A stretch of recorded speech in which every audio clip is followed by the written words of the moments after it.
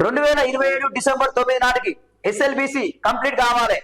Project పనులు ఒక్కరోజు కూడా ఆలస్యం కావద్దు. సీఎం రేవంత్ రెడ్డి మూడు నెలలకోసారి ప్లానింగ్ సిద్ధం చేసుకోవాలని ఆదేశం.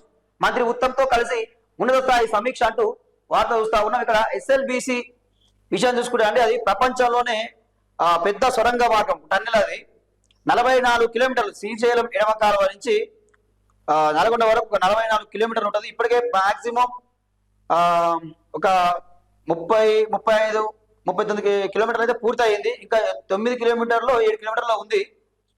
దాన్ని పూర్తి చేస్తే ఎస్ఎల్బిసి పూర్తి చేస్తే ఇక్కడ నల్గొండ జిల్లా ప్రజలకు, సూర్యాపేట జిల్లా ప్రజలకు, భువనగిరి జిల్లా ప్రజలకు వీళ్ళందరికీ కూడా సాగునీరు, తాగునీరు రెండు అందించే అవకాశం ఉంటుంది. దీంతో పాటు ఇక్కడ మునుగోడు, దేవరకొండకు అదేవిధంగా నీళ్ళు అందాలంటే డిండి లిఫ్ట్ ఇరిగేషన్ ప్రాజెక్టు డిండి వద్ద నిర్మిస్తున్నారు.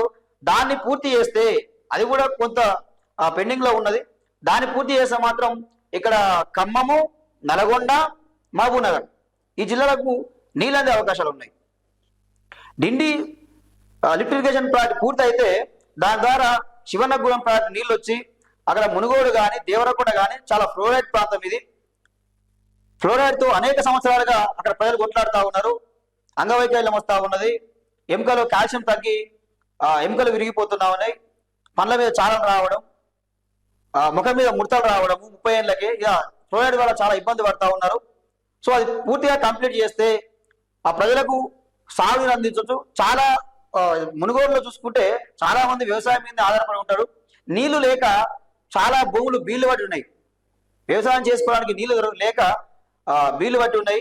అలాంటి వారికి సాగునీరు అందే అవకాశం ఉంటుంది, వ్యవసాయం చేసుకునే అవకాశం ఉంటుంది. కాబట్టి త్వరగా ఈ ప్రాజెక్టులు పూర్తి చేసి ప్రజలకు అందించాలని చెప్పి రేవంత్ రెడ్డిని కోరుతా ఉన్నాం.